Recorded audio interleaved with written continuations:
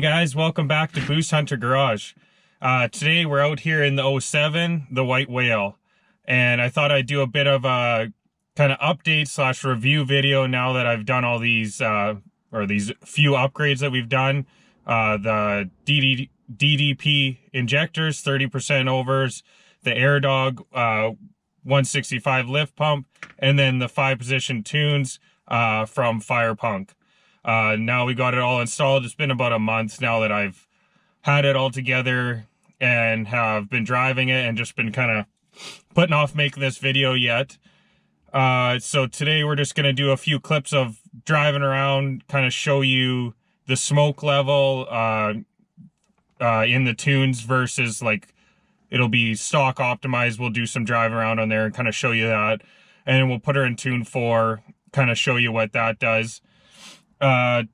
And my overall consensus is, yeah, we picked up a ton of power. The truck's running way better now. Starts a lot better. And yeah, you can tell it's making a lot more power. But with that being said, also the transmission is not liking it, which I knew was going to happen, before I even did this. I mean, it would be smarter to build the transmission up a bit first, then do your upgrades power-wise, but it's just the way it happened with the injectors going bad. It was just time we had to do the injectors, so with that I did the tune and those other things that go along with it. Not that the truck's making crazy power, I have no idea. I'm just guessing from what I've seen other guys say and stuff like that. Like, I wouldn't be surprised it's probably making 500 to 600 to the tire, probably closer to the 500 kind of range. But yeah, the one thing with the transmission is you can, especially when you turn it up to like tune 4 and 5, which I kind of stay out of that for the most part. But when you step on it and you get going, it pulls hard, but then when it goes to make that shift, it's flaring the shift hard, and it's kind of like, then you can tell the truck almost falls on its face a bit and kind of, yeah, it just doesn't run good. Whereas like when you do a bit of an upgrade so that shift hits real hard and it's like right away it makes a change, instead of like now it's kind of like coming up to it and kind of hesitating it almost is, which pulls the truck down. I'm not sure if you'll be able to hear that or kind of notice it in some of the video clips, but we'll see that. So kind of keep a look for that. So down the road here, what I really want to do next couple of things will be a valve body kit. So that'll get us a bit more line pressure, get our shifts a lot more crisp. Along with that, we'll probably do a couple of things like the accumulator pistons and a couple of other things just in the transmission that you can do without fully pulling it out. I can't think of the exact names of it, but there's a couple plungers in there, and you can get upgraded ones that have 2 O-rings on them. A lot of times what happens is that they rock in there or they get a bit of slip by, which is, for example, or why you're getting those bad shifts somewhat. And eventually I would obviously like to do a torque converter, would make a huge difference, and an upgraded input shaft, but that's down the road. For now though, definitely noticed, I guess when you want to talk smoke wise, on stock optimized, which is what I drive around on most of the time, you get a slight little haze when it first fires up and a little bit when you get on the pedal, but not really bad, like nothing crazy, like nothing real noticeable. And then, I mean, the other 2 tunes are your tow tune and your fuel economy tune, and on those kind of the same thing. Not really, I haven't really driven on those much. And then you turn it to tune 4 and 5. So 4 is your street tune and 5 would be kind of your all-out kind of race tune. And on those, it definitely smokes pretty hard.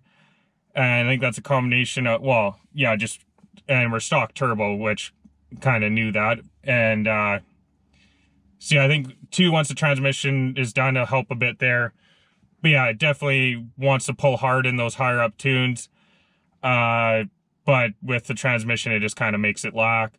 I did notice even today when I was driving on stock optimized, I noticed that if you kind of slowly step into the pedal instead of just like flat footing it, it kind of almost pulls harder that way. I think the transmission likes that a little better. And so yeah, that's just a few things I've noticed from driving it now in the first little bit. Definitely happy with it. I think I'll be even happier once we do that transmission stuff. And I'm not big on like doing fuel economy stuff, but I thought I'd check a few things here. Because actually when I did my Airdog, for some reason now I must have screwed something up and my fuel gauge isn't reading, so I got to pull that fuel hat out again and see what's wrong. I tried putting dielectric grease on all the connections just to see if it wasn't connecting right. But I've just been running my trip mileage all the time, and then I know if I need to fill up. But so most of the time I drive around on stock optimized when I'm just like going to work, driving around the city. And so on that, and I mean, I got a pretty heavy foot. So with that, we were getting about 19 liters per 100. So that's about 12.3 miles per gallon. So not amazing, but not bad. You got to consider this truck is a 7,500 pound truck, riding on 35s. So it's not ideal. And then the other day we had to do a little road trip out of town. So I decided I'll put on fuel economy, and I filled up before and set it, and then filled up when we came back. So that's driving at about 120 kilometers an hour, about 70 miles an hour the whole way, back and forth. It was a very windy day, like it was pushing the truck around, at least for the drive there. And so on that, we got about 16 liters per 100, which works out to about 14.7 miles per gallon. So not too bad, nothing crazy, nothing to write home about, but I think that's not too bad. I was just kind of curious, so I haven't really kept track before, so whether to say that's better or worse than before. I mean, I would imagine it's better even with the bigger injectors, just the proper tuning. I would say that's a lot better. So yeah, we're going to throw in a few clips here. You can just kind of see the different, I'll kind of label them or see if I can do a voiceover on them and just kind of say, you know, what tune we're on and stuff like that. And since then, after this, we'll get outside too. I'll show you a few things on the outside of the truck. And I'd also, at first, before I kind of fully nailed down that I think it's the transmission, I was making sure we didn't have boost leaks. Some of my boots are super old. And I was surprised they're even holding. So I didn't have a boost gauge, and I didn't have one that, I had an old one that only went to 30 pounds. So here I just rigged up a regular pressure gauge right here. Pretty ghetto looking. So I just did that just so we could see what kind of boost pressures it was making. And it's definitely making good boost. Like on tune 4 and 5, it's basically pegging it right at around 42 pounds of boost. And from what I've read online, that's what guys kind of say these stock HE351s get out of them. You can push them a little farther, but they're getting out of their efficiency. But yeah, that's just a few things for the first little bit. Oh, and also we got the switch installed here.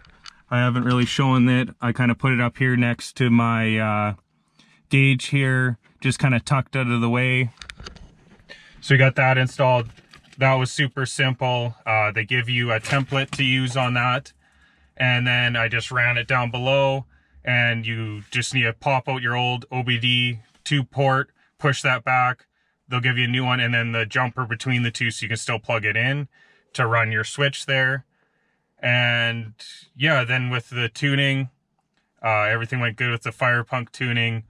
For my age, you think I'd be better with computers, but I was struggling a little bit, but it's just because I wasn't following the instructions very well. But we got those loaded up, and something I was going to do with that was run the data log on it just to make sure everything, just to play around with it. I didn't end up doing that yet. And also I learned that I should have known this. I think I've seen this in videos before, that with your AutoCal, like you can't, in EFI Live, you can't use a Mac, and that's what we have. So I had to go use my dad's computer. So that's one thing I'm gonna have to pick up here eventually, is a PC laptop, so we can do different things with that. And then we could run a data log and just kind of check, make sure everything's working good.